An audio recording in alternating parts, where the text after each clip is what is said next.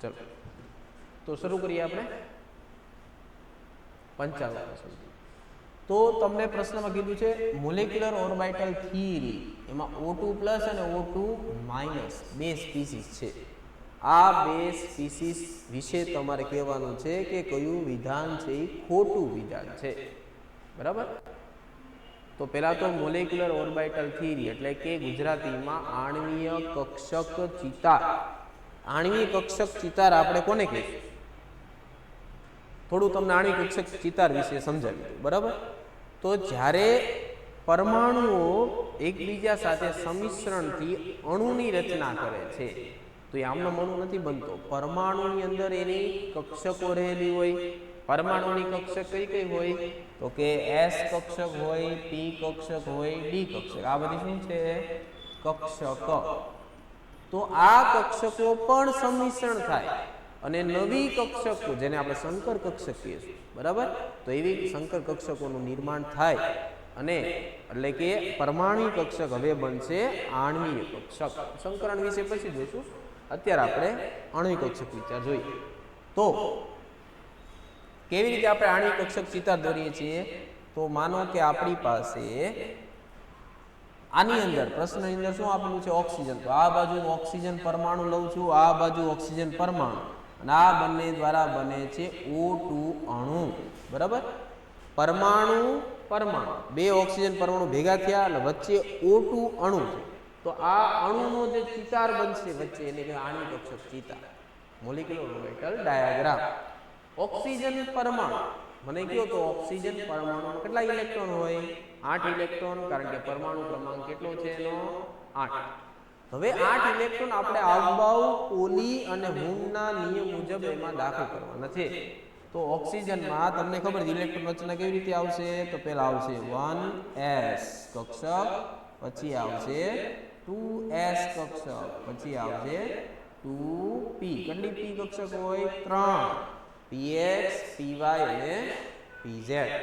એવી રીતે આમાં પણ 1s કક્ષક, 2s કક્ષક અને 2p કક્ષક, px, py અને pz. બરાબર. તો મતલબ કે આપણી પાસે આ બે પરમાણુ છે. હવે આ પરમાણુને ભેગા કરીને વચ્ચે આણ્વીય કક્ષક છે, પછી હું ઇલેક્ટ્રોન ભરીશ. તો એમાંય પાછી બે શરત આવે કે આપણે જે અણુ બનાવીએ છીએ એ અણુમાં રહેલ કુલ ઇલેક્ટ્રોનની સંખ્યા 14 સુધી છે કે 14 કરતાં વધારે છે તો એના p કક્ષક આધારિત બે ભાગ પડે. એટલે કે 1s 2s માં પ્રોબ્લેમ નથી, 2p થી પ્રોબ્લેમ થાય કે જો આપણી પાસે 14 ઇલેક્ટ્રોન અથવા એના કરતાં ઓછા ઇલેક્ટ્રોન વાળી સ્પીસીસ હોય તો એમાં તમારે આવી રીતે તેથી પ્રકારનો ડાયાગ્રામ દોરવો. જો 14 કરતાં વધારે હોય તો તેથી અને કારણ કે ની નિશાની. એટલે કે આમાં જો તો ત્રિકોણ બે કેવા થાય? એક સરખા. અને આમાં જો તો ત્રિકોણ કેવો થાય? એક ઉલટો. આ ક્યારની વાત છે? 2p કક્ષકમાં જ બદલશે ખાલી, નીચે કાંઈ બદલવાનું નથી. જો અહીંયા આપણને ઓક્સિજન આપ્યો છે, મને કહો O2 માં કેટલા ઇલેક્ટ્રોન થાય? એક ઓક્સિજનમાં 8, તો બે ઓક્સિજનમાં 16 ઇલેક્ટ્રોન. તો 16 ઇલેક્ટ્રોન મતલબ કે 14 કરતાં વધારે, મતલબ કે આપણે તેથી કારણ કે જે છે ને એનો ઉપયોગ કરશું. એટલે કે એનો ઉપયોગ કરશો તેથી કારણ. તો મતલબ હવે આપણે માત્ર O2 નો ડાયાગ્રામ દોરું. બરાબર. ચલો તો પહેલા અહીંયા 1s, તો 1s માં 2, એવી રીતે 2s માં પણ. હવે 2p માં મેં કીધું એમ ઓક્સિજન છે તો આ નહીં લેવાનું, તમારે આ લેવાનું છે. એટલે કે ઉપર આવશે તેથી, નીચે આવશે કારણ કે. બરાબર. તો આ 2p ના ભાગ પડી ગયા.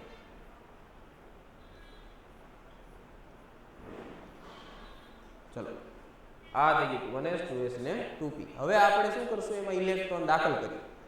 તો એક ઓક્સિજનમાં 8 ઇલેક્ટ્રોન, મતલબ પહેલો ઇલેક્ટ્રોન, બીજો ઇલેક્ટ્રોન, ત્રીજો ઇલેક્ટ્રોન, ચોથો ઇલેક્ટ્રોન, 5 6 7 અને 8મો યુનિટ થશે. આવી રીતે ઇલેક્ટ્રોન દાખલ થાય. આમાં પણ એ વસ્તુ છે, પહેલો ઇલેક્ટ્રોન, બીજો ઇલેક્ટ્રોન, ત્રીજો, ચોથો, 5 6 7 અને 8.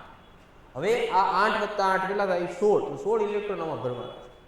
આ બંને પરમાણુ કક્ષક છે, આને કહેવાય આણ્વીય કક્ષક. આમાં 16 ઇલેક્ટ્રોન આપણે દાખલ કરીએ તો આ હશે સિગ્મા 1s. જો નીચે વાળામાં સ્ટાર નથી કરવાનું, ઉપર વાળામાં સ્ટાર કરવાનું છે. એનો મતલબ એમ નથી કે સ્ટાર ઉપર હોય, સ્ટારની વાત નથી. સ્ટારનો મતલબ થાય બંધ પ્રતિકારક. આને કહેવાય બંધકારક, આને કહેવાય બંધ પ્રતિકારક. આને કહેવાય બોન્ડિંગ મોલેક્યુલર ઓર્બિટલ, આને કહેવાય એન્ટી બોન્ડિંગ મોલેક્યુલર ઓર્બિટલ. કારણ કે આ બે ભેગા છે ને 1s 1s એટલે બે કક્ષક હશે ને, એમાંથી એકની ઉર્જા ઓછી, ઉપર એની ઉર્જા વધારે. એટલે સ્ટાર વગર જે હોય એની ઉર્જા ઓછી હોય, સ્ટાર વાળાની ઉર્જા વધારે. એવી રીતે 2s, sigma 2s sigma star 2s, એવી રીતે આમ. હવે અહીંયા 2p છે, બરાબર. આ કઈ કક્ષક છે? 2p. આ 2p. 2p માં કેટલા ઇલેક્ટ્રોન છે? જો તો 4 ને 4 8. તો આમાં 8 ઇલેક્ટ્રોન આપણે ભરવાના છે. તો આવશે સિગ્મા 2pz. 1 2 3 4 5 6 7 અને 8. આવશે પાઈ 2px પાઈ 2py. અહીંયા આવશે પાઈ સ્ટાર 2px પાઈ star 2py sigma star 2pz. મતલબ કે છેલ્લામાં જો એક ઇલેક્ટ્રોન બે વધ્યા ને, બરાબર. આ ખરેખર છે ને બહુ ડિટેલ માહિતી. આટલું બધું આપણે એક્ઝામમાં ન કરવા બે, એમાં શોર્ટકટ હોય એ હું તમને કહું, પણ પહેલા તમને આ સમજાવવું જોઈએ. ચાલો આ સમજાઈ ગયું. તો ઇલેક્ટ્રોન આપણે ભરી 8 અને 8 કેટલા? 16. તો 1 2 3 4 5 6 7 8 9 10 11 12 13 14 15 16. તો છેલ્લે જો એક ઇલેક્ટ્રોન રહેજો ને, એનો મતલબ કે જો આખા આની કક્ષકમાં કોઈ ઇલેક્ટ્રોન છે, એકલ ઇલેક્ટ્રોન એક અસાય કરતા વધારે વધે તો એને શું કહેવાય? અનુચુંબકીય. અને બધા જો ડબલ ડબલ હોય, જોડકામાં હોય, એટલે કે ઓપોઝિટ સ્પિનમાં જોડાયેલા હોય, તેને કહેવાય ડાયામેગ્નેટિક, એટલે એને કહેવાય પ્રતિચુંબકીય. બરાબર. તો એનો મતલબ કે O2 તો અનુચુંબકીય છે, પણ આપણને O2 તો પૂછ્યો જ નથી. આપણને શું પૂછ્યું છે? તો કે આપણને પૂછ્યું છે O2 માઇનસ અને O2 પ્લસ. બરાબર. ચલો, O2 માઇનસ અને O2 પ્લસ એટલે શું થાય? તો જેવી રીતે સોડિયમમાં થાય O2 માં, એવી રીતે થશે. O2 માંથી O2 પ્લસ ક્યારે થાય? સોડિયમ માંથી સોડિયમ પ્લસ ક્યારે થાય? કયો તો કે એક ઇલેક્ટ્રોન ગુમાવે. સિમ્પલ. O2 માંથી O2 પ્લસ ક્યારે થાય? જ્યારે એક ઇલેક્ટ્રોન ગુમાવે. એવી રીતે O2 માંથી O2 માઇનસ કેમ થાય? તો કે જેમ ક્લોરીન એક ઇલેક્ટ્રોન મેળવે Cl માઇનસ, એવી રીતે O2 માંથી O2 માઇનસ ક્યારે થાય? જ્યારે એક ઇલેક્ટ્રોન સ્વીકારે. ઇલેક્ટ્રોન સ્વીકારે તો માઇનસ, Cl ઇલેક્ટ્રોન મેળવે Cl માઇનસ, એવી રીતે O2 ઇલેક્ટ્રોન મેળવે O2 માઇનસ. તો મને કહો O2 માં કેટલા ઇલેક્ટ્રોન હતા? 16. તો આને ગુમાવી દીધો, આમાં કેટલા થઈ ગયા? 15. આને મેળવો તો કેટલા થઈ ગયા? 17. તો જો આમાં એક દાખલ કરો કે એક ઉમેરો તો એક તો યુનિટ રહેવાનો જ છે. મતલબ કે જો એટલીસ્ટ એક પણ, એના કરતા વધારે ચાલે, એક પણ જો સિંગલ ઇલેક્ટ્રોન વચ્ચે આવી રીતે, તો એનો મતલબ કે હંમેશા પેરામેગ્નેટિક એટલે અનુચુંબકીય જ હોય.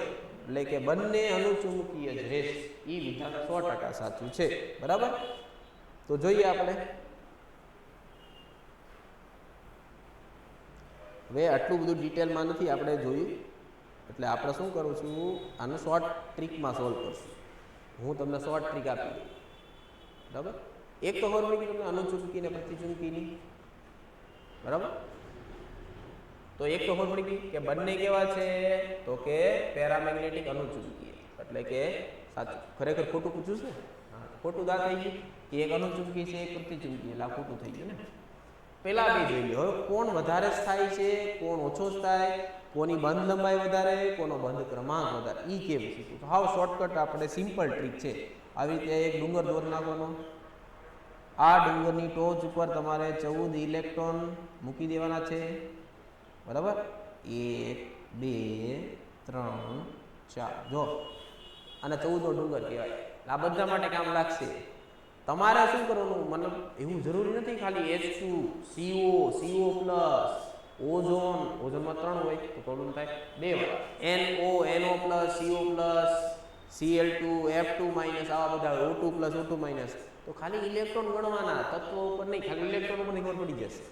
તો આ 14 ઇલેક્ટ્રોન આ બાજુ આવશે 15 ઇલેક્ટ્રોન, 16 ઇલેક્ટ્રોન, 17 ઇલેક્ટ્રોન, 18 ઇલેક્ટ્રોન, આ બધું ઘટાડો 13, 12, 11 અને 10 ઇલેક્ટ્રોન. હવે જો 14 ઇલેક્ટ્રોન એટલે શું થયું? 7 7 14 નાઇટ્રોજન. નાઇટ્રોજન કેટલા બંધ હોય? 3. તો 14 એટલે અહીંયા બોન્ડ ઓર્ડર કેટલો આવે? 3 બંધ. અહીંયા કેટલા આવશે? અડધો અડધો ઘટાડો 2.5 આખામાં. અહીંયા કેટલા આવશે? 2 આખામાં. અહીંયા કેટલા આવશે? 1.5. અહીંયા કેટલા આવશે?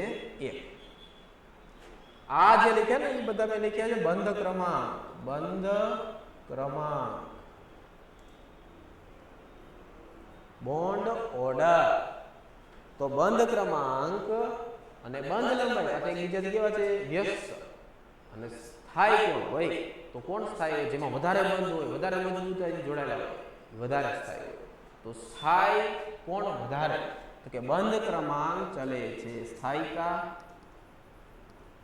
અને 1/છેદમાં બંધ લંબાઈ. એટલે જેનો બંધ ક્રમાંક વધારે એની બંધ લંબાઈ ઓછી. જે બંધ ક્રમાંક વધારે સ્થાયી હોય. હું તમને કહું NO+ અને NO-, તો તમારે આખો ચિત્ર નથી દોરવાનો. તમારે જો નાઇટ્રોજન તો કે 7 ઇલેક્ટ્રોન, ઓક્સિજન તો કે 8 ઇલેક્ટ્રોન, NO તો કે 7 8 15 ઇલેક્ટ્રોન. તો NO 15 ઇલેક્ટ્રોન, તો 15 ક્યાં છે? 14 ને 15 15. તો બંધ ક્રમાંક કેટલો? 2.5 આવી ગયો. આખો ચિત્ર દોરવાની જરૂર નથી. 2.5. તો NO માં કેટલા બંધ રહેલા હોય? 2.5 રહેલા હોય. 2.5. એટલે આ શોર્ટ ટ્રીક છે, યાદ રાખો. બરાબર. આને કહેવાય 14 નો ડુંગર. કોઈ દી ભૂલવા નહીં. ઉપર 14 ઇલેક્ટ્રોન, આમ જાવ તોય ઘટે, આમ જાવ તોય ઘટે. જો અહીંયા તે 2.5, તો અહીંયા 2.5. અહીંયા કેટલા? 2. અહીંયા કેટલા? અહીંયા 3 તો હતા તે. અહીંયા 1.5 અને અહીંયા 1. બરાબર. આ પ્રશ્નમાં તમને કોનો કીધું છે? O2 નું કીધું ને. આપણે O2 નું જોઈએ. O2+ ને O2-. ચલો ફાઇન્ડ કરી દો. O2+ અને O2- માં O2 માં કેટલા ઇલેક્ટ્રોન હતા? 8 ને 8 16. O2+ ક્યારે થાય? મેં તમને કીધું સોડિયમ પ્લસ ક્યારે થાય? ઇલેક્ટ્રોન ગુમાવે. આને એક ઇલેક્ટ્રોન ગુમાવે. એક ગુમાવે કેટલા થઈ જાય? 15 ઇલેક્ટ્રોન. O2+ માં 15. તો આમાં 15 એ O2+ મૂકો તો O2+ ના બંધ કેટલા હોય? તો 15 ક્યાં છે ઇલેક્ટ્રોન? 14 ને 1 15. એટલે અહીંયા છે તો બંધ કેટલા? 2.5. તો O2+ માં બોન્ડ ઓર્ડર 2.5. ચાલો પેલો આન્સર આવી ગયો. બીજો કોનો પૂછું? O2-. O2- બનાવો. O2- કેમ બને? ઇલેક્ટ્રોન સ્વીકારીને. તો ઇલેક્ટ્રોન મેળવશે O2 એટલે કે 16 ઇલેક્ટ્રોન. એક ઇલેક્ટ્રોન મેળવે O2- એટલે કે 17 ઇલેક્ટ્રોન થઈ ગયા. O2- 17 electron. 17 ઇલેક્ટ્રોન ક્યાં છે? 14 15 16 17 ઇલેક્ટ્રોન. બંધ ક્રમાંક 1.5. દેખાય છે બધાને 1.5? તો O2- નો બંધ ક્રમાંક 1.5. હાલો તમારી પાસે બેના બંધ ક્રમાંક આવી ગયા. કોનો બંધ ક્રમાંક વધારે છે? O2+ નો. તેમાં 2.5 બંધ છે. O2- માં કેટલા? 1.5 એટલે 1.5. જેમાં વધારે બંધ મજબૂત હોય. કોણ વધારે મજબૂત? O2+. O2+ O2- કરતા વધારે થાય. હવે બીજું, બંધ ક્રમાંક વધારે તો સ્થાયિતા વધારે. ત્રીજો પ્રશ્ન, બંધ લંબાઈ કોની વધારે? જેમ બંધ ક્રમાંક ઓછો હોય તો O2- બંધ લાંબો હોય, કારણ કે બંધ લંબાઈ વધારે, કારણ કે બંધ ક્રમાંક ઓછો. બરાબર. તો બંધ લંબાઈ કોની વધારે? O2-. બંધ ક્રમાંક કોનો વધારે? O2+. સ્થાયિતા કોની વધારે? 2.5. બરાબર. O2+. તો વિધાન વાંચો આપણે કે O2- ઓછો સ્ટેબલ છે, તો O2- ઓછો સ્ટેબલ સાચી વાત છે. બરાબર. ચલો બીજો પ્રશ્ન, O2+ એ O2- કરતા વધારે બંધ ક્રમાંક ધરાવે છે. O2+ O2- કરતા વધારે બંધ ક્રમાંક ધરાવે, સાચી વાત છે. આ પણ સાચું. એવી રીતે O2+ અને O2- બંને અનુચંબી, એ પણ સાચું. પણ પ્રશ્ન શું પૂછો? કયું ખોટું છે?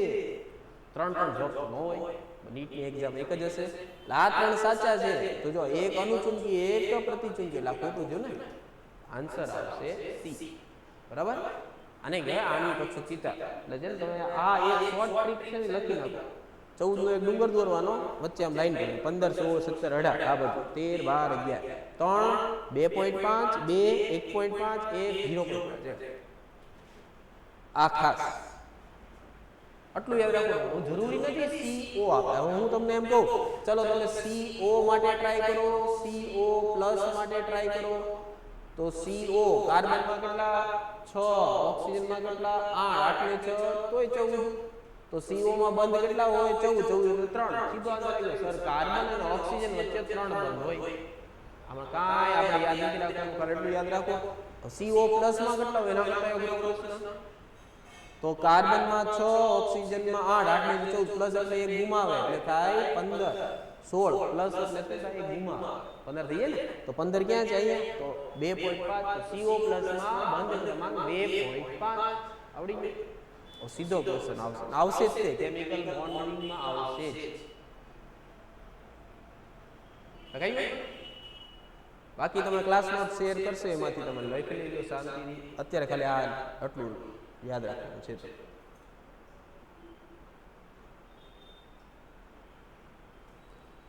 આગળ વધીએ, અગર પછી ટાઈમમાં પ્રશ્ન ઓછા સોલ્વ થશે. ભલે ઓછા થાય પણ મગજમાં આવવા દો શાંતિ. ચલો લખાઈ ગયું ને? ઓકે આગળ વધું.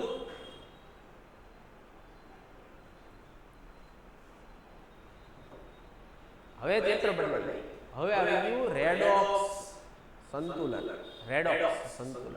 જો આ ચેપ્ટર છે ને 11મા ધોરણમાં છે. આ ચેપ્ટર આવડશે તો વિદ્યુત રસાયણ આવડશે, ઇલેક્ટ્રો જે તમારા બોર્ડમાં છે.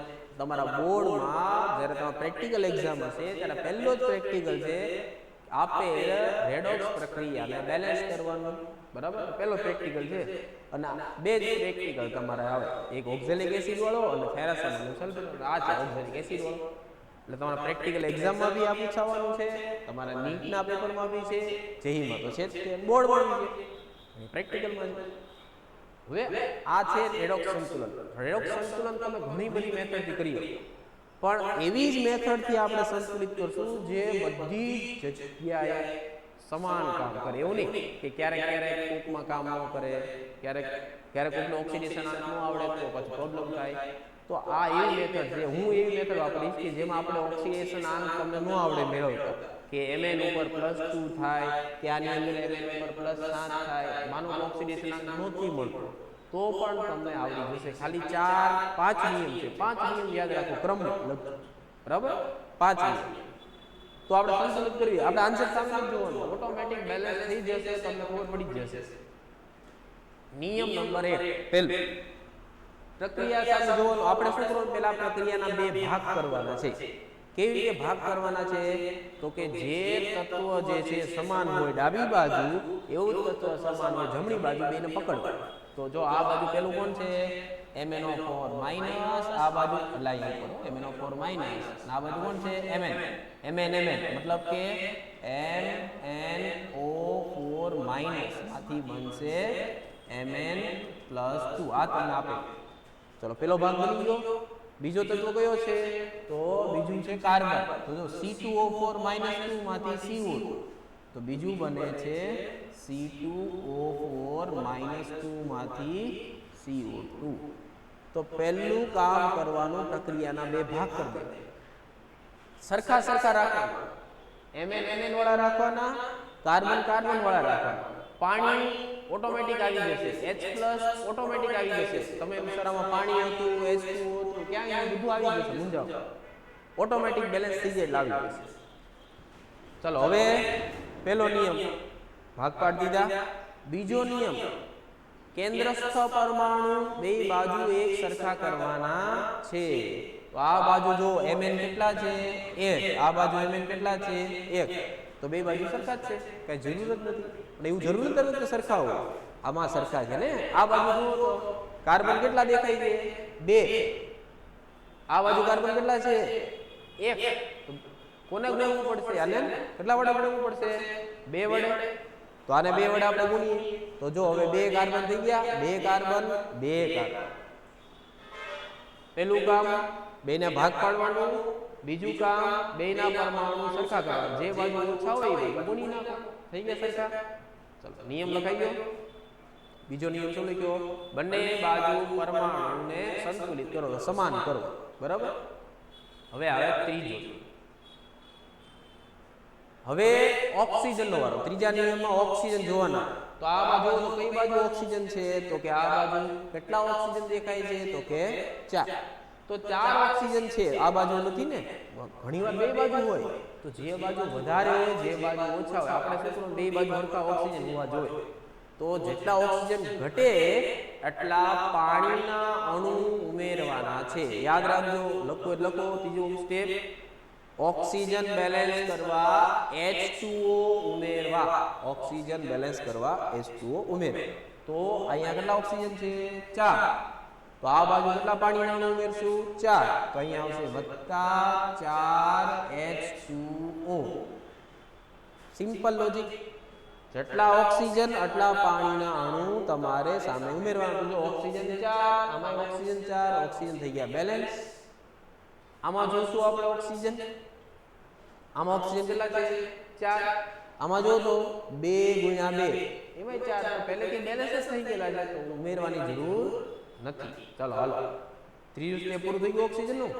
હવે જોવાનું તમારે કે માધ્યમ એસિડિક છે કે બેઝિક. તો જો અહીંયા H+ એને કહી દીધું હતું ને, ક્યારેક H+ નું આપે તો એમ કે એસિડિક માધ્યમ. તો એસિડિક હોય તો શું ઉમેરવાનું? H+. બેઝિક હોય તો હોય. અત્યારે તો કહી દીધું H+ ઉમેરો. તો હવે પ્રક્રિયા ફરીવાર જો, જે બાજુ હાઇડ્રોજન હોય, કેટલા હાઇડ્રોજન છે મેળવો. તો કે આ બાજુ હાઇડ્રોજન છે, જો દેખાય છે પાણીમાં હાઇડ્રોજન. તો H2O કેટલા? 4. તો હાઇડ્રોજન કેટલા થયા? 4 × 2 કેટલા છે? 8 હાઇડ્રોજન. આ બાજુ 8 હાઇડ્રોજન, આ બાજુ કેટલા છે?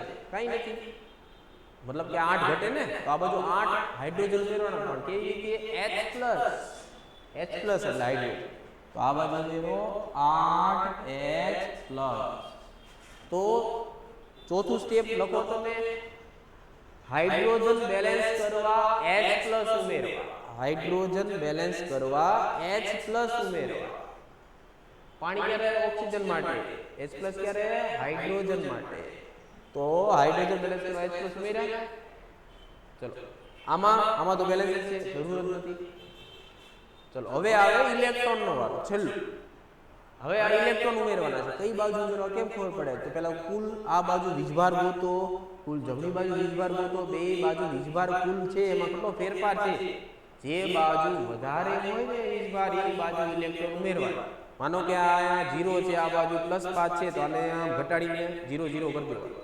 બે બાજુ વીજભાર સંતુલિત કરવા શું ઉમેરવાના? ઇલેક્ટ્રોન. તો એના પછીનો તબક્કો વીજભાર બેલેન્સ કરવા ઇલેક્ટ્રોન ઉમેરો. તો પહેલા વીજભાર ગોતતા આવડવું પડશે ને. તો જો વીજભાર કેમ મેળવવાના? તો ઉપર અહીંયા 1 × 8 કેટલો વીજભાર થાય? 8 × 8. અહીંયા -1 -1 એટલે 1 × 1. તો 8 - 1 કુલ કેટલા થયા? +7. એટલું સમજાડું? ઉપર જે વીજભાર હોય સહગુણકારે ગુણો. 8 × 8 +8, 1 × 1 પર -1, 8 × 1 +7.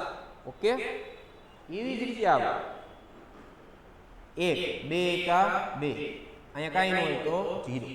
તો જો તમે ડાબી બાજુ 7 છે, જમણી બાજુ 2 છે, એટલે કે આ બાજુ 7, આ બાજુ 2. કયું વધારે છે? 7 વધારે. તો જે બાજુ વધારે ને ત્યાં ઇલેક્ટ્રોન ઉમેરવાના. તો 7 બાજુ ઇલેક્ટ્રોન ઉમેરવાનું, ઘટાડી ક્યાં લઈ જવાનું છે? 2. તો 7 માં એક ઇલેક્ટ્રોન ઉમેરો 6 થાય, હજી એક ઉમેરો 5, હજી એક ઉમેરો 4, 3, 2. કેટલા ઉમેરવા પડશે? એટલે આપણી ભાષામાં કેટલા બાદ કરવા પડે? 7 માંથી કેટલા બાદ કરો તો 2 મળે? તો કે 5. તો આમાંથી 5 બાદ થશે, એટલે 5 ઇલેક્ટ્રોન ઉમેરવા પડે. ઇલેક્ટ્રોન ઉપર હોય -1, 5 × 5 એટલે -5 થાય. તો આ 2 બની જાય ને. તો છેલ્લે બંને સરખા થઈ ગયા. એટલે આ બાજુ આપણે કેટલા ઉમેર્યા? 5 ઇલેક્ટ્રોન ઉમેર્યા. બરોબર. તો અડધી પ્રક્રિયા પૂર્ણ થઈ ગઈ આ બાજુ વાળી. હવે આ બાજુ કાર્બન બેલેન્સ છે, ઓક્સિજન બેલેન્સ છે, વીજભાર જો આ બાજુ -2 એકા -2. વીજભાર કેટલો આવશે? -2. અહીંયા કાંઈ નથી ઉપર, તો 0. કાંઈ ન હોય તો 0. તો -2 મોટા કે 0 મોટા? -2 મોટા કે 0 મોટા? 0 જ મોટા ને. તો 0 માં ઇલેક્ટ્રોન ઉમેરશો, -2 લાવશો, આમ ઘટાડો. કેટલા ઇલેક્ટ્રોન ઉમેરશો 0 માં? તો કે 2 ઇલેક્ટ્રોન. 0 માં 2 ઇલેક્ટ્રોન ઉમેરો. તો આ બાજુ 2 ઇલેક્ટ્રોન ઉમેરીએ આપણે. તો 2 ઇલેક્ટ્રોન, તો 2 ઇલેક્ટ્રોન -2. તો તો i માઈનસ 2 થઈ જશે, i માઈનસ 2 થઈ ગયા સમાન. ઓકે, તો હવે આપણું કામ થઈ ગયું. બરાબર, તો બે બાજુ વીજભાર બેલેન્સ થઈ ગયો, બે બાજુ હાઇડ્રોજન બેલેન્સ થઈ ગયા, બે બાજુ ઓક્સિજન બેલેન્સ થઈ ગયા, તત્વ બેલેન્સ થઈ ગયા. હવે છેલ્લું સ્ટેપ આ બેને ભેગા કરવાના છે. તો તમને પેલા ભેગા કરવા હોય તો ઇલેક્ટ્રોન કેન્સલ થઈ જવાનું, કારણ કે ફાઇનલ પ્રક્રિયામાં ઇલેક્ટ્રોન ન હોય, કોઈ જ નહીં રાખે. તમારે એવી રીતે ગુણાકાર કરવાનો જેથી ઇલેક્ટ્રોન કેન્સલ થાય. એ ગુણાકારને શું કહેવાય ખબર? લસા. તમને લસા લેતા આવડવું જોઈએ. જો ન આવડે તો ચોકડી ગુણાકાર કરી નાખો. ઉદાહરણ તરીકે આમાં કેટલા ઇલેક્ટ્રોન છે? 2. બરાબર, આમાં કેટલા ઇલેક્ટ્રોન છે? 5. તો 2 ને ઉડાડવા હોય તો કેટલા કરવાના? તો આને 5 વડે ગુણો તો 5 × 10 થઈ ગયું, અને 2 વડે ગુણો 5 × 10 ઇલેક્ટ્રોન ઉડી જાય. એટલે કે જે પ્રક્રિયાઓ 2 છે એ પ્રક્રિયાને 5 વડે ગુણવાની. જે પ્રક્રિયામાં 5 ઇલેક્ટ્રોન છે એ પ્રક્રિયાને 2 વડે ગુણો. કારણ કે પ્રક્રિયાને ગુણશું ને ત્યારે ઇલેક્ટ્રોન ગુણાશે. એટલે ખાલી ઇલેક્ટ્રોન ગુણવા નથી, આખી પ્રક્રિયા ગુણાશે. તો આખી પ્રક્રિયા 2 વડે ગુણાય, આખી પ્રક્રિયા 5 વડે ગુણાય. પછી શું કરવાનું? સરવાળો. આ બાજુ 10 ઇલેક્ટ્રોન, આ બાજુ 10 ઇલેક્ટ્રોન કેન્સલ. ઓટોમેટિક પ્રક્રિયા બની જાય. જેમ કે આપણે જોઈએ આ પ્રક્રિયા. આને હું 2 વડે ગુણીને લખું તો અહીંયા 8 × 2 કેટલા થાય? 16H પ્લસ અહીંયા 2 વડે ગુણો તો 2 MnO4 માઈનસ 5 ઇલેક્ટ્રોન 2 વડે ગુણાય તો કેટલા થાય? 10 ઇલેક્ટ્રોન. એમાંથી બને છે Mn+2 અને પાણી કેટલા હતા? 4. એને 2 વડે ગુણ્યા એટલે કેટલા થઈ ગયા? 8 થઈ ગયું. આ પ્રક્રિયાને કેટલા વડે ગુણવાની છે? 5 વડે. તો આને બધાને 5 વડે ગુણો. 5 C2O4 -2 અહીંયા આવશે 10 CO2 અને 10 ઇલેક્ટ્રોન. લ્યો હવે જુઓ ને તો ઇલેક્ટ્રોન ડાબી બાજુ જમણી બાજુ કેન્સલ થઈ ગયા. બસ આ જ કામ હતું. 10 ઇલેક્ટ્રોન કરવા હતા આપણે ગમે તે હરકા કરી ઉડાડી દેવાના હોય, એને લસા કહેવાય. અથવા ચોકડી ગુણાકાર. અહીંયા ગુણો, અહીંયા ગુણો, ચોકડી ગુણાકાર કરો અથવા લસા લ્યો તો 10 ઇલેક્ટ્રોન કેન્સલ. હવે જો બીજું કોઈ કેન્સલ થાય છે તો કે આમાં નથી થતું. જેવો લખી નાખો, સરવાળો કરો. ખાલી બે પ્રક્રિયાનો સરવાળો કરી તો શું મળશે આપણે? 16H plus 2 MnO4 minus 5 C2O4 -2 આમાંથી 2 Mn+2 10 CO2 વત્તા 8 H2O. જો હવે આ થઈ ગયું તમારું ફાઇનલ બેલેન્સ વાળું રાસાયણિક સમીકરણ રેડોક્સ. બસ ખાલી તમને હવે પ્રશ્ન સમજવો. આપણે શું પૂછ્યું એને? તો કે MnO4 C2O4 અને H+ ની આગળ કેટલા સહગુણક હોય? MnO4 કેટલા છે? 2. તો જો આ બગડો આપેલો જ છે. પછી કોને કીધું? ઓક્ઝેલેટ આયન C2O4 કેટલા છે? 5. જો 5 છે એક ઓપ્શન બી. પછી કીધું H+ કેટલા છે? 16. 16 2 5 ને 16 આન્સર આવશે બી. આવી ગયો આન્સર. ઓટોમેટિક બેલેન્સ થઈ ગયું ને. H+ આવી જશે. જો H+ આવી ગયા. હવે આમાં જોશો ને તો બે બાજુ કાર્બનની સરખા, ઓક્સિજનની સરખા, હાઇડ્રોજનની સરખા, Mnની સરખા, વીજભારી સરખો બધું બેલેન્સ થઈ ગયું. આને કહેવાય સંતુલિત પ્રક્રિયા. નિયમ યાદ રાખજો. પહેલો નિયમ સરખા તત્વને છૂટા પાડો, બે પ્રક્રિયા બનો. બીજો નિયમ જો બે સરખા ન હોય તો સહગુણક ગુણો અને બે તત્વને કોઈ સંખ્યા વડે ગુણીને સરખા. બીજો નિયમ ઓક્સિજન ઘટતા હોય તો પાણી ઉમેરો. ત્રીજો નિયમ હાઇડ્રોજન ઘટતા હોય તો H+ ઉમેરો. ચોથો નિયમ વીજભાર જુઓ. વીજભાર જે બાજુ વધારે છે તો બે વીજભાર સરખો કરવા માટે ઇલેક્ટ્રોન ઉમેરો. છેલ્લે ઇલેક્ટ્રોનને ઉડાડવા માટે લસા લઈ લો. બે પ્રક્રિયા ભેગી કરો. આવડી ગયું? બસ એટલા નિયમ છે. રેડોક્સ પ્રક્રિયા સંતુલિત થઈ જાય. બાકી પ્રેક્ટિસ આપણે કરતા રહેશું તો થઈ જશે. આગળ વધીએ. આ તો લાસ્ટ પેપર સેટમાંથી આપણે તમે જોયું હતું ને. ચલો તો બી એકવાર ફરી POCl3 તમને આપેલું છે. POCl3 તો આમાં કેન્દ્રસ્થ પરમાણુ કોણ છે? ફોસ્ફરસ. જો તમને આવર્ત કોષ્ટક વિશે થોડી માહિતી હોવી જોઈએ કે ફોસ્ફરસ આવર્ત કોષ્ટકમાં ક્યાં છે, તો કે 15મો સમૂહ. તમે ધોરણ 12 ની ટેક્સ્ટ બુક જોશો ને તો P વિભાગના તત્વો આવે એમાં આવશે, અથવા આવર્ત કોષ્ટક આવી 15મો સમૂહ છે નાઇટ્રોજન, ફોસ્ફરસ, આર્સેનિક, એન્ટીમની અને બિસ્મથ. બરાબર? તો ફોસ્ફરસ ક્યાં છે? નાઇટ્રોજન થી નીચે. 15મા સમૂહમાં 5 સંયોજક ઇલેક્ટ્રોન એટલે 5 બંધ બનાવે. કેટલા બંધ બનાવશે? 5. બસ ઈ જ કામ છે, બીજું કઈ કામ નથી એનું. 5 બંધ બનાવશે. હવે આ ઓક્સિજન એક નિયમ યાદ રાખજો, ઓર્ગેનિકમાં કામ લાગશે અને આગળ કામ લાગશે બધે. ઓક્સિજન જ્યારે એકલ બંધથી જોડાય તો માઈનસ હોય, ઓક્સિજન જ્યારે દ્વિબંધથી જોડાય તો તટસ્થ હોય, ઓક્સિજન જ્યારે 3 બંધ બનાવે તો પ્લસ. અને આમાં કઈ POCl3 માં પ્લસ લખ્યું ઉપર? નહીં. માઈનસ લખ્યું? નહીં ને. તો કયો ઓક્સિજન હોય? તટસ્થ, ડબલ બોન્ડ વાળો. તો આપણે ડબલ બોન્ડ વાળો ઓક્સિજન લેવાનો. તો અહીંયા 2 બંધ બનાવશે ઓક્સિજન. મેં શું કીધું? 5 બંધ બનાવે ને. 2 બંધ તો વપરાઈ ગયા. કેટલા વધ્યા? 3. ક્લોરીન કેટલા છે? 3. 3 ક્લોરીન એક જ બંધ દ્વારા જોડાઈ જાય. તો એક ક્લોરીન, બીજો ક્લોરીન અને ત્રીજો ક્લોરીન થઈ ગયા. એટલે કે દ્વિબંધ ઓક્સિજન અને 3 ક્લોરીન, 5 ઇલેક્ટ્રોન, પાછે 5 બંધમાં ભાગ લીધા. પ્રશ્ન કેવો પૂછ્યો છે? બંધકારક અને અબંધકારક ઇલેક્ટ્રોન યુગ્મ. બંધકારક કોને કહેવાય? તો કે આ તમને દેખાય છે ને બંધ, આ બંધમાં કેટલા ઇલેક્ટ્રોન હોય? 2. આને કહેવાય બંધકારક ઇલેક્ટ્રોન. તો કેટલા બંધકારક છે? 1, 2, 3 અને 4. તો 4 બંધકારક. એને અંગ્રેજીમાં કહેવાય બોન્ડ પેર. અબંધકારક આમાં નથી, પણ તમને એમ થાય કે અબંધકારક કોને કહેવાય? તો જો આપણે પાણીનો અણુ લેશું ને, પાણી એટલે શું થાય? H2O થાય ને. તો ઓક્સિજન પાસે 6 હોય, એમ 2 ભાગ લે, આમાં કેટલા વધે? 4. તો 4 માં જો આવી રીતે 2 તમને આ શીંગડા જેવા દેખાય ને, શીંગડા નથી, કાન નથી, એને કહેવાય લોન પેર, એને કહેવાય અબંધકારક ઇલેક્ટ્રોન યુગ્મ. તો આ છે અબંધકારક ઇલેક્ટ્રોન યુગ્મ. અબંધકારક એટલે કે લોન પેર, અંગ્રેજીમાં એને કહેવાય લોન પેર. બરાબર? લોન એટલે એકલા રહેતા હોય, બંધમાં ભાગ લેતા હોય નહીં, એને કહેવાય લોન પેર ઇલેક્ટ્રોન. તો આપણે પૂછ્યું છે એને કેટલા લોન પેર છે? તો આમાં તો એક શીંગડા દેખાય તો કાન દેખાય છે? નહીં, નથી. બધા બંધમાં ભાગ 0. તો 0 ક્યાં લખ્યો? જો આ 0, અહીંયા 0. એટલે આ 2 માં એક જવાબ આવશે. લોન પેર 0 થઈ ગયા. હવે સંકરણ હાઇબ્રિડાઇઝેશન ગોતીએ આપણે. હાઇબ્રિડાઇઝેશન એક સિમ્પલ ફોર્મ્યુલા છે. શું છે? તો કે આપણે માત્ર ગોતવાનું છે લોન પેર વત્તા બોન્ડ પેર, આનો સરવાળો. તો આની અંદર જોશો તો લોન પેર તો 0 છે, બોન્ડ કેટલા છે? 1, 2, 3 અને 4. તમને એમ થશે 2 છે, 2 હોય કે 3 હોય એને એક જ ગણવાનો, યાદ રાખજો. એટલે કુલ કેટલા? 1, 2, 3, 4 અને 4. ટોટલ 0 વત્તા 4 બરાબર 4. શું કરવાનું? બંધકારક વત્તા અબંધકારક ઇલેક્ટ્રોન યુગ્મનો સરવાળો. તો કેટલા થઈ ગયા? 4.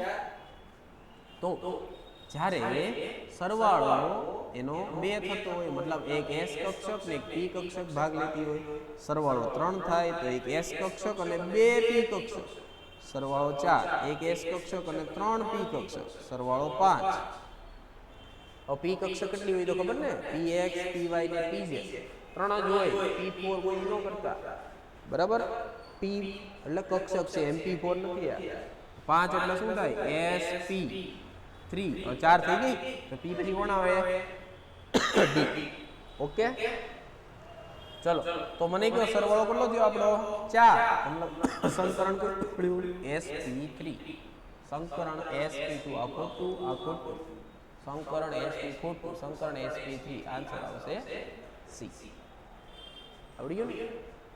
આટલું યાદ રાખવાનું છે કે sp હોય તો સરવાળો 2 થતો હોય, લોન પેર બોન્ડ પેરનો. sp2 હોય તો સરવાળો 3 થતો હોય, 4 થતો હોય sp3 હોય, 5 થતો હોય sp3d હોય. ઓકે, લાવ થોડો સરળ પ્રશ્ન છે કેમિકલ બોન્ડિંગ. હવે આપણે થર્મોડાયનેમિક્સ પ્રશ્ન સમજવા જેવા. એકવાર સમજાઈ જાય ને પછી તમારે પછી બુક ટેક્સ્ટ બુક નો લેવાનું તોય મગજમાં જોઈએ. એક યા તો તમે લોજિક વાપરો, બીજું ગણતરી કરો, બે રીતે જવાબ આવશે. અહીંયા જો પ્રશ્ન શું તમને કહે છે? તો પ્રશ્નમાં કીધું છે કે નીચે પૈકી કયા ઓપ્શનમાં તાપમાન ઘટશે? કયા વિકલ્પમાં તાપમાન ઘટશે? તાપમાન ઘટે તો ઠંડુ થાય, ગરમ થાય? ઠંડુ થાય. તો કયા વિકલ્પમાં તાપમાન ઘટે? હવે દાખલો ગણો પહેલા હું તમને કહી દઉં. તમે બધાએ હવા વિશે જોયું છે, બરાબર? આપણે ટાયર જોયા, તમારી પાસે બાઇક હોય, સાયકલ હોય, કાર હોય, ટ્રક હોય, જેવું ટાયરમાં હવા પૂરવામાં આવે ને, તો જ્યારે આપણે હવા પૂરીએ છીએ અંદર પંપથી, તો હવા છે ટાયરના જે છે ટાયરનું તત્વ ફિક્સ છે, તો હવા અણુઓની સંખ્યા વધવાની, એટલે અંદર શું થાય? અંદર થાય અથડામણ, એટલે વાયુના અણુઓ એકબીજાને ભટકે, અથડામણને લીધે શું થાય? ઉષ્મા ઉત્પન્ન થાય. જ્યારે હવા આપણે ભરીએ ને ત્યારે હવાનું સંકોચન થાય, કમ્પ્રેસ, એને કહેવાય કમ્પ્રેસર. એટલે જ આપણે હવા જે ભરવા દે ને કમ્પ્રેસરમાં છે, હવા છે ને કમ્પ્રેસરમાં હશે તો હવા આવશે ને, તો કમ્પ્રેસ થાય, સંકોચિત થાય, અણુઓ જ્યારે સંકોચિત થાય તો અથડામણ વધે, ઉર્જા ઉત્પન્ન થાય, તાપમાન વધે, કારણ કે ઉષ્મા ઉર્જા હોય. તાપમાન ક્યારે વધે? જ્યારે હવા ભેગી થાય, એટલે પંપમાં હવા પૂરો ને ત્યારે ગરમ થાય. હવે ઊંધું, માનો કે ગાડી પંચર પડ્યું અથવા ટાયર ફાટ્યું, તો શું થાય? હવા ફેલાય, એને કહેવાય એક્સપાન્ડ થવી, ફેલાવવું, એક્સપાન્શન, બરાબર? તો હવા ફેલાય, તો જ્યારે ટાયરમાંથી હવા બહાર નીકળશે ને તો એ હવા કેવી થાય? ઠંડી થાય, કારણ કે અણુઓ છૂટા પડે ને અથડામણ ઓછી થાય, તો એ ઠંડી હવા હોય, તાપમાન ઘટે. ટાયર ફાટે તો ઊભું જ ન રહેવાય ને, ટાયર ફાટે તો ઠંડુ હોય, એટલે હવા લીક થાય, પંચર પડે તો હવા ઠંડી હોય, જ્યારે હવા પૂરો તો અથડામણ થાય, હવા ગરમ. યાદ રાખજો, લોજિક છે. હવે આપણે દાખલો ગણીને તારક કે એ લોજિક ખરેખર લાગે છે કે નહીં, બરાબર? એ એમ કે કયા કેસમાં તાપમાન ઘટશે? તમને ખબર છે ટાયર ફાટે તાપમાન ઘટે, ઠંડુ થવાનું, એટલે હવા ફેલાવાની, એક્સપાન્ડ થવાની છે. હવે વાત કરીએ આપણે એક એક કેસ. પેલો છે એડિયાબેટિક કમ્પ્રેશન. એડિયાબેટિક એટલે એને કહેવાય સમોષ્મી સંકોચન. કમ્પ્રેસ એટલે સંકોચન, ભેગું કરવું.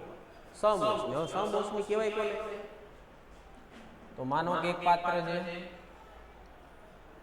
આ પાત્રની દિવાલ એવી રીતે તમે બનાવેલી છે કે જેથી એની અંદર કે બહાર ઉષ્મા આપલે થતી નથી, એટલે કે ગરમી અંદર ન આવે કે અંદરની ગરમ વસ્તુ કે ગરમી બહાર નથી, બરાબર? એટલે આમાં ઉષ્મા ફેરફાર થતો નથી. Q બરાબર 0, ઉષ્માને કહેવાય Q બરાબર 0, ઉષ્મા ફેરફાર નથી થતો, એને કહેવાય એડિયાબેટિક સમોષ્મી, બરાબર? હવે શું કરવું? આની અંદર એક પિસ્ટન ફિટ કરવું, બરાબર? એક સિલિન્ડર જેવું છે, પિસ્ટન ફિટ કર્યો. હવે આપણે શું કરવું? સંકોચન. એટલે તમારે શું સંકોચન એટલે શું? સંકોચન એટલે કમ્પ્રેસ કરો, આમ દબાવવાનું છે, કમ્પ્રેસ કરો. આમ કમ્પ્રેસ કરશો તો મને એમ કહો, ખાલી સિમ્પલ લોજિક, કે તમે કોઈને દબાણ આપશો, આમ કમ્પ્રેસ કરશો તો જોવો તો આ કદ એનું ઘટ્યું કે વધ્યું? કમ્પ્રેસ કરો તો કદ એનું ઘટે, કમ્પ્રેસ કરશો એટલે કદ ઘટશે ને. તમારી પાસે માની લો ગાલીચો છે, ઓસીકું છે ને, તો તમે આમ દબાવશો તો કદ ઘટે કે નહીં? ફુગ્ગો છે, દબાવશો કદ ઘટે, બરાબર? તો શું થાય? કમ્પ્રેસ કરો એટલે કે વાયુના અણુ એકબીજાની નજીક આવે, કદ એનું ઘટે. તો એનાથી શું થાય? હવે આપણે દાખલામાં જોઈશું. એટલે હવે જોઈશું ઉષ્માગતિશાસ્ત્રનો પ્રથમ નિયમ, એટલે કે આંતરિક ઉર્જા ફેરફાર બરાબર ઉષ્મા વત્તા કાર્ય. અડધું ચેપ્ટર તો આ સૂત્ર ઉપર હાલે, એટલે જો તમને આ સૂત્ર યાદ હોય, મતલબ અડધા ચેપ્ટરના દાખલા તમે આમ ગણી, ડેલ્ટા Q U બરાબર Q પ્લસ W. આને કહેવાય આંતરિક ઉર્જા ફેરફાર, આને કહેવાય ઉષ્મા, આને કહેવાય કાર્ય, બરાબર? તો હવે પછી બધાના સૂત્ર આવડવા જોઈએ ને. આંતરિક ઉર્જા ફેરફાર કોને કહેવાય? આંતરિક ઉર્જા ફેરફાર ડેલ્ટા U. ઉષ્મા તો શૂન્ય થવાની છે, કારણ કે ઉષ્માની આપલે તો થવાની નથી. શું કામ એવું કર્યું? કારણ કે સમોષ્મી લીધી. જેમ કે તમે થર્મોસ લાવો ને, તો ઓલું કેમ નાસ્તો હોય, ટિફિન એવા આવી ગયા ને, ગરમ ગરમ રહે, ઠંડુ ઠંડુ રહે. બોટલ આવી ગઈ પાણીની, ગરમ ગરમ રહે, ઠંડુ ઠંડુ રહે, એટલે ઉષ્મા બહાર ન જાય, બહારથી અંદર ન આવે, એને કહેવાય સમોષ્મી. એવી રીતે આંતરિક ઉર્જા. હવે આંતરિક ઉર્જામાં આપણે જોશું તો પહેલા તો Q બરાબર 0 મૂકી દો, તો આંતરિક ઉર્જા બરાબર 0 વત્તા કાર્ય, એટલે કે W જેટલું થશે, કારણ કે Q તો 0 છે ને, તો એનો મતલબ જેટલું કાર્ય એટલે આંતરિક ઉર્જા. હવે આપણે કાર્ય જોઈશું, તો કાર્ય અને ફિઝિક્સમાં આવે છે થર્મોમાં કે કાર્ય બરાબર minus P external delta V, P delta V, આને કહેવાય કાર્ય. કાર્ય બરાબર માઇનસ પી ડેલ્ટા વી, બરાબર? તો વાત આવે કદ, ડેલ્ટા વી મતલબ કદમાં થતો ફેરફાર, જો ડેલ્ટા વી કેવી રીતે મળશે તો ડેલ્ટા વી બરાબર અંતિમ કદ ઓછા પ્રારંભિક કદ ફાઇનલ માઇનસ ઇનિશિયલ.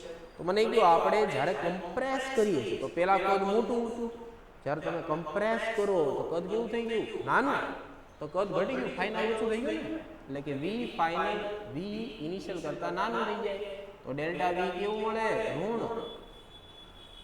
તો એ મૂકો તો આનું મૂલ્ય મળશે ઋણ, માઇનસ માઇનસ પ્લસ, તો કાર્ય થઈ જશે ધન પોઝિટિવ. કાર્ય ધન હોય તો કાર્ય અને આંતરિક ઉર્જા બે સમાન છે, તો પ્લસ હોય તો આંતરિક ઉર્જા કેવી થાય પ્લસ જ થશે. હવે આંતરિક ઉર્જાની જેમ મૂકો તો આંતરિક ઉર્જા ફેરફાર બરાબર અંતિમ આંતરિક ઉર્જા, અથવા આપણે એનું ડાયરેક્ટ સૂત્ર લખીએ આંતરિક ઉર્જા ફેરફાર એટલે NCV ડેલ્ટા ટી. તમે કહેશો નવું સૂત્ર લાવ્યા, તો આ તો આવશે આંતરિક ઉર્જા ફેરફાર એટલે થાય NCV ડેલ્ટા ટી. તો જો આંતરિક ઉર્જા ફેરફાર જો ધન હશે તો ડેલ્ટા ટી ધન હશે, અને આપણને જો આ પ્લસ મળ્યું કાર્ય તો કાર્ય પ્લસ, તો આંતરિક ઉર્જા ફેરફાર પ્લસ, અને આ જો પ્લસ હોય તો delta T plus. Delta T શું ફાઇનલ માઇનસ ઇનિશિયલ, તો ડેલ્ટા ટી આપણને ધન મળ્યો, ડેલ્ટા ટી આપણને કેવો મળ્યો શૂન્ય કરતા વધારે મળ્યો. ડેલ્ટા ટી ધન એટલે શૂન્ય કરતા વધારે, મતલબ T final minus T initial એટલે કે અંતિમ માઇનસ પ્રારંભિક. ડેલ્ટા ટી કહેવાય મતલબ કે અંતિમ તાપમાન પ્રારંભિક તાપમાન કરતાં કેવું થયું વધારે વધારે થયું. એટલે પહેલી કન્ડિશન આપણે જ્યારે મૂકી કે જ્યારે કોઈ વાયુને સમમોસમી પાત્રમાં રાખો, તમે એના વાયુને ડૂબાવો ને તો કેવો થાય પહેલા કરતા તાપમાન એનું વધે, ગરમ થાય. થઈ ગયું સાહેબ? આ થર્મોથી આપણે આખું તારની સાબિત કર્યું. ઓલું લોજિક હોય, તમે આમ કમ્પ્રેસ કરશો ગરમ થશે, અથડામણ વધે, આન્સર થઈ જાય. તો અહીંયા જેને કીધું તાપમાન ઘટે, અને આપણે પેલા કેસમાં કીધું તાપમાન વધે, એટલે આ તો ખોટું. બરાબર. હવે બીજો કેસ, બીજા કેસમાં એને શું કીધું છે એડિયાબેટિક એક્સપાન્શન, એટલે એને ગુજરાતીમાં શું કહેવાય સમોષ્મી વિસ્તરણ, ફેલાવ વિસ્તરણ પામ, સમોષ્મી વિસ્તરણ. એટલે આમાં ઊંધું થશે, ઓલામાં આપણે સંકોચન કરતા હતા, કદ ઘટતું હતું, આમાં વિસ્તરણ થશે એટલે આ ઉપર જશે, એટલે અંદરનું કદ શું થાય વધે. ક્યુ તો શૂન્ય છે ને, ડેલ્ટા વી આ વખતે માઇનસ નહીં, ડેલ્ટા વી કેવો આવશે પ્લસ. તો ડેલ્ટા વી પ્લસ આવે તો પ્લસ માઇનસ માઇનસ, તો કાર્ય કેવું થાય આ વખતે કાર્ય થશે ઋણ. કાર્ય ઋણ થાય તો આ પણ ઋણ થશે, તો કાર્ય ઋણ તો આંતરિક ઉર્જા પણ ઋણ, આંતરિક ઉર્જા જે છે એ માઇનસ થશે. તો આંતરિક ઉર્જા માઇનસ તો ડેલ્ટા ટી પણ કેવો થશે માઇનસ, એટલે શૂન્ય કરતા નાનું. તો એનો મતલબ આ ઊંધો જવાબ આવશે. અહીંયા આ વખતે ડેલ્ટા ટી કેવો મળ્યો શૂન્ય કરતા નાનો, તો ફાઇનલ માઇનસ ઇનિશિયલ. તો ટી ફાઇનલ ટી ઇનિશિયલ કરતા ઓછું હોય, એટલે કે પહેલા કરતા અંતિમ સ્થિતિનું તાપમાન ઓછું હોય, એટલે તાપમાન ઘટ્યું. ક્યારે ઘટ્યું? જ્યારે વાયુ ફેલાવ, વાયુ એક્સપાન્ડ થયું. તો એ જ પ્રશ્નમાં પૂછ્યું ને ક્યારે તાપમાન ઘટે છે? જ્યારે વાયુ ફેલાય. આપણી ભાષા પંક્ચર પડે, હવા બહાર આવે, ફેલાય, બરાબર, ટાયરમાં ભરો ગરમ થાય, એટલે ત્યાં કાંઈ ટાઈમ ન બગાડે ને, સીધો સીધો આન્સર આપશો તમે. પરંતુ તમને આવડવું જોવે કેવી રીતે આવ્યું જરૂરી છે ને, બરાબર. તો ફાઇનલ ટેમ્પરેચર ઓછું મળ્યું, શરૂઆતનું તાપમાન વધારે. ઓલા કેસમાં ઊંધું હતું, શરૂઆત કરતા અંતિમ તાપમાન વધારે મળ્યું. ઓકે, સમજાઈ ગયું? બસ મગજમાં બે કોન્સેપ્ટ યાદ રાખો, આગળ વધીએ. પાછો થર્મોનો પ્રશ્ન આવ્યો. ચલો, થર્મોડાયનેમિક્સના પ્રથમ નિયમ અનુસાર કયું વિધાન સાચું છે? સાચું વિધાન આપણે ગોતવાનું છે, બરાબર. તો આપણે બધી કન્ડિશન એક છે ને પહેલા ગુજરાતીમાં વ્યવસ્થિત લખી કોને શું કહેવાય. તો પહેલા તમને કીધું છે આઇસોકોરિક. હવે આઇસોકોરિક પ્રોસેસ કોને કહેવાય? તો એને કહેવાય સમકદી પ્રક્રિયા. સમકદી તો જેમાં કદ સમાન હોય તો કદમાં ફેરફાર થાય નહીં, તો ડેલ્ટા વી 0 થાય. કદ કેવું હોય? સમાન, આઇસોકોરિક. આમાં શું લખ્યું? આઇસોથર્મલ, એને કહેવાય સમતાપી. તાપમાન અચળ, અચળ, ઓલામાં ક જ અચળ, આમાં શું હતું વી અચળ. તાપમાન અચળ તો તાપમાન ફેરફાર ન થાય તો એ પણ શૂન્ય. બરાબર. આમાં જોશું એડિયાબેટિક તો હમણાં જોઈશું સમોષ્મી તો ઉષ્મા ફેરફાર ન થાય સમોષ્મી. છેલ્લું શું લખ્યું છે સાયક્લિક. હવે આ થોડું અલગ છે. સાયક્લિક સાયકલ ચક્ર ચક્રીય પ્રક્રિયા ચક્રીય. આ થોડી અલગ છે ને ચક્રીય પ્રક્રિયા. આમ થોડુંક સમજવું પડશે તમારે. પ્રશ્નમાં શું કીધું છે કયું સાચું છે એટલે આપણે એને જે ઓપ્શન આપ્યા મેચ કરશું. જો મેચ થઈ જાય તો વિધાન સાચું ને તો ખોટું. એક જ સાચું હશે. ચલો એક એક સોલ્વ કરીએ આપણે. પહેલું સમકદી પ્રક્રિયા માટે કીધું ને પહેલું. તો પહેલા કેસમાં સમકદી એટલે ડેલ્ટા વી બરાબર શૂન્ય થાય.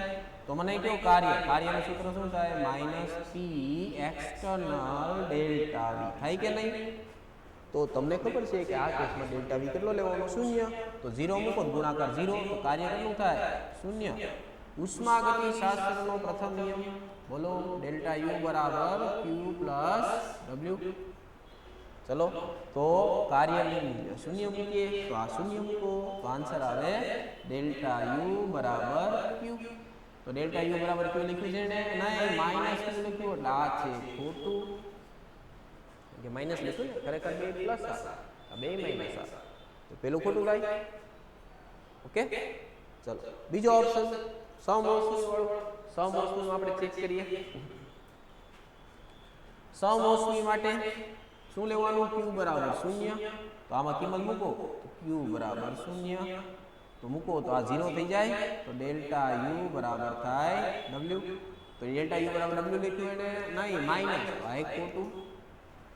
ત્રીજો કેસ સમતાપી તાપમાન અચળ. આ કેસ કીધો ને તમે એમ કે ડેલ્ટા ટી તો આ સૂત્રમાં ગઈ છે જ નહીં પ્રથમ નિયમમાં. સાચી વાત છે પણ આંતરિક ઉર્જા ફેરફારનું સૂત્ર શું થાય તો કે આંતરિક ઉર્જા ફેરફાર બરાબર એનસીવી ડેલ્ટા ટી. તો આમાં ડેલ્ટા ટી 0 મૂકશું એટલે ગુણાકાર આખો શૂન્ય થઈ જાય તો આંતરિક ઉર્જા ફેરફાર શૂન્ય થાય. એટલે આમાં આ 0 મૂકવાનું તમારે. તો આ 0 મૂકીએ આપણે શૂન્ય બરાબર ક્યુ પ્લસ ડબલ્યુ. તેથી ક્યુ બરાબર માઇનસ ડબલ્યુ થઈ ગયું. પણ એને શું લખ્યું છે ક્યુ બરાબર પ્લસ ડબલ્યુ. તો આ પણ ખોટું થાય તો 3 ખોટા થઈ ગયા. આન્સર આવી ગયો ચોથો જ હોય. પણ ચોથો શું કામ એ પણ ચેક કરીએ ખરેખર એ સાચો છે કે નહીં. ચોથો વિકલ્પ તો ખરેખર કેપિટલ ટી નું આવે શું આવે સ્મોલ ટી. હું એનું કારણ કહું કે તમે જ્યારે કેપિટલ લખશો ને તો એનો મતલબ કે તમે એ અવસ્થા વિધેય લખો છો એને કહેવાય સ્ટેટ ફંક્શન. જ્યારે તમે સ્મોલ લેટરમાં એટલે કે બીજી એબીસીડીમાં લખો છો ત્યારે એને કહેવાય પથ વિધેય. તો તમને એમ થાય છે કે આ અવસ્થા વિધેય કયા પથ વિધેય. અવસ્થા વિધેય તો કેટલા બધા છે એન્થાલ્પી એન્ટ્રોપી આપણી પાસે આંતરિક ઉર્જા છે ગિબ્સ ફ્રી એનર્જી કેટલું યાદ રાખે. એની કરતા પથ વિધેય યાદ રાખે. પથ વિધેય બે જ છે કોણ તો કે ક્યુ અને ડબલ્યુ. એટલે હું સ્મોલ લખું છું દેખાય ક્યુ સ્મોલ ડબલ્યુ સ્મોલ. એટલે બે જ પથ વિધેય છે કારણ કે રસ્તા ઉપર આધાર રાખે છે. બાકી બધા અવસ્થા વિધેય બાકી ગમે હોય ને એ અંતિમ અને પ્રારંભિક અવસ્થા ઉપર આધાર રાખે એટલે અવસ્થા વિધેય કહેવાય. જેમ કે ઓપ્શન ચોથો સાયક્લિક પ્રોસેસ. એટલે હું અહીંયા છું બરાબર. હું અહીંથી આખો રાઉન્ડ ફર્યો અહીંયાથી આવ્યો ત્યાંથી પાછો અહીંયા આવ્યો છેલ્લે હું અહીંયા આવ્યો કે નહીં. પહેલા ક્યાં અહીંયા 1 કલાક પછી ફરી પાછો ક્યાં આવ્યો અહીંયા જ. પહેલાની અવસ્થા તો કે આ તે 1 કલાક પછીની અવસ્થા આ તે તો અવસ્થામાં ફેરફાર થયો નહીં શૂન્ય. એટલે આખું વર્તુળ ભલે ફર્યો. જેમ તમે અંતર અને સ્થાનાંતરમાં લ્યો ને કે અંતર છે એ કપાણું સ્થાનાંતર કેટલું હતું પહેલા જેટલું સ્થાન તો શૂન્ય. તો એમ ચક્રીય પ્રક્રિયામાં છેલ્લા કેપિટલમાં અવસ્થા વિધેય બધાના ફેરફાર શૂન્ય લેવાય. તો આની અંદર કેપિટલ કોણ આવે ડેલ્ટા યુ. તો ડેલ્ટા યુ લેવાનું શૂન્ય. આ કેસ ખરેખર આના માટે લાગુ પડે. તો ક્યુ બરાબર માઇનસ ડબલ્યુ. જોડે લખ્યું ક્યુ બરાબર માઇનસ ડબલ્યુ. બરાબર આવડશે ને. તો 4 પૈકી આપણી પાસે આન્સર આવ્યો ડી. ઓકે 5 મિનિટ છે. એક પ્રશ્ન છેલ્લો આપણે જોઈ લઈએ.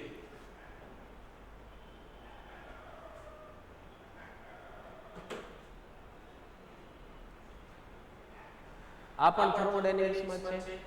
તો જો આપણને 1 2 ને 3 રાસાયણિક પ્રક્રિયા આપવામાં આવેલી છે આ ત્રણ રાસાયણિક પ્રક્રિયાની મદદથી આપણે C2H2 કોને કહેવાય C2H2 CH triple bond CH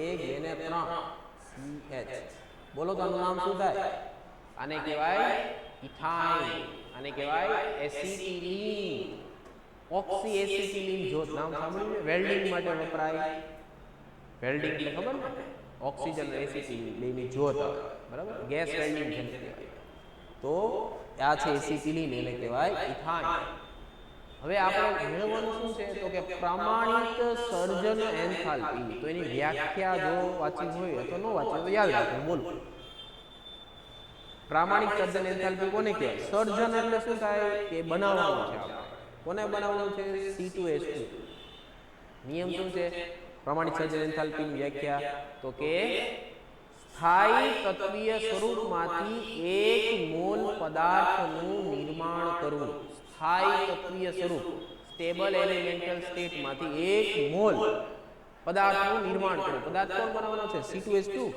1 mall બનાવવાનો છે યાદ રાખો 1 મોલ નિર્માણ એટલે આપણે પહેલા તો જવાબ લખી નાખવાનો આપણે જવાબ શું લાવવાનો 1 મોલ C2H2 કેમાંથી બનાવવાનું સ્ટેબલ એલિમેન્ટલ સ્ટેટ સ્થાયી તત્વીય સ્વરૂપમાંથી તો મને કહો તત્વ કયા કયાની અંદર તો કે કાર્બન અને હાઇડ્રોજન બરાબર પેલા સમીકરણ બનાવતા શીખો તો કાર્બન પૃથ્વીના જે પોપડામાં વાયુમાં જ્યાં પણ કાર્બન મળી આવે એમાં સૌથી વધારે ઉષ્માગતિ શાસ્ત્ર પ્રમાણે સ્થાયી સ્વરૂપ છે કાર્બન હીરો છે ગ્રેફાઇટ છે કાર્બન બ્લેક છે બકનિસ્ટર ફુલર છે કોણ છે બોલો તો કાર્બન થર્મોડાયનેમિક્સ પ્રમાણે કાર્બન કયો સ્વરૂપ વધારે સ્થાયી હોય તો એ હોય ગ્રેફાઇટ યાદ રાખજો હીરો નહીં ગ્રેફાઇટ એટલે કાર્બન લેવાનું છે ગ્રેફાઇટ સ્વરૂપમાં અથવા ઘન કેટલા કાર્બન લેવા પડશે 2 કારણ કે 2 છે ને હવે આ તત્વ આવ્યું હાઇડ્રોજન બોલો તો પૃથ્વી ઉપર હાઇડ્રોજન કયા સ્વરૂપે અસ્તિત્વ ધરાવે તો કે વાયુ સ્વરૂપે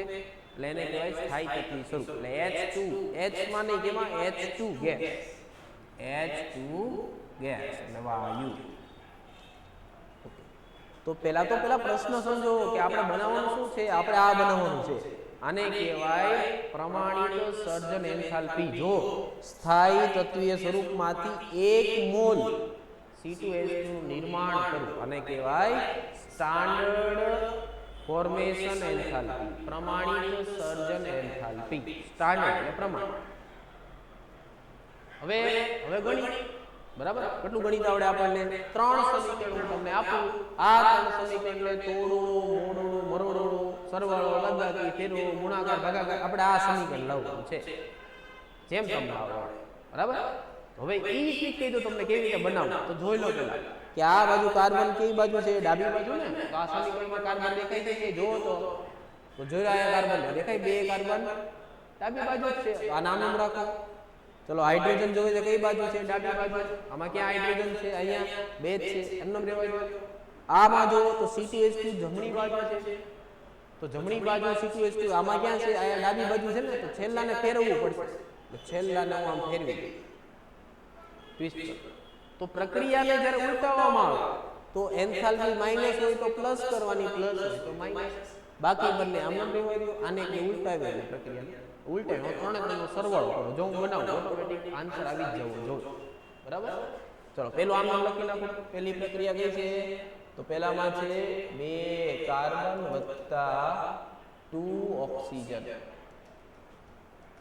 એમાંથી બને છે 2CO2 બીજી પ્રક્રિયામાં કોણ છે હાઇડ્રોજન પ્લસ અડધો ઓક્સિજન એમાંથી બને છે H2O ત્રીજી પ્રક્રિયા ઉલટાવવાની કીધી ત્રીજી પ્રક્રિયા ઉલટાવ તો શું બનશે અહીંયા તો એ બનશે 2H2O પ્લસ 2H2 ક્યાં છે CO2 ને આ તો એક જ છે 2CO2 એટલે C2H2 પ્લસ 5/2O2 ચલો આ ત્રણનો આપણે સરવાળો કરીએ ને તો જો ઓટોમેટિક આ બની જશે CO2 કેન્સલ H2O કેન્સલ આ 2 વત્તા 8 કેટલા થાય 2.5 તો આ 5/2 કેન્સલ 2 કાર્બન હાઇડ્રોજન C2H2 સમજ્યું ને તો અહીંયા જે હતા એનો આપણે સરવાળો કરશું તો તમને એન્થાલ્પી આપેલી છે કેટલી આપી છે -786 -285 અને પ્લસ કરવી પડશે ને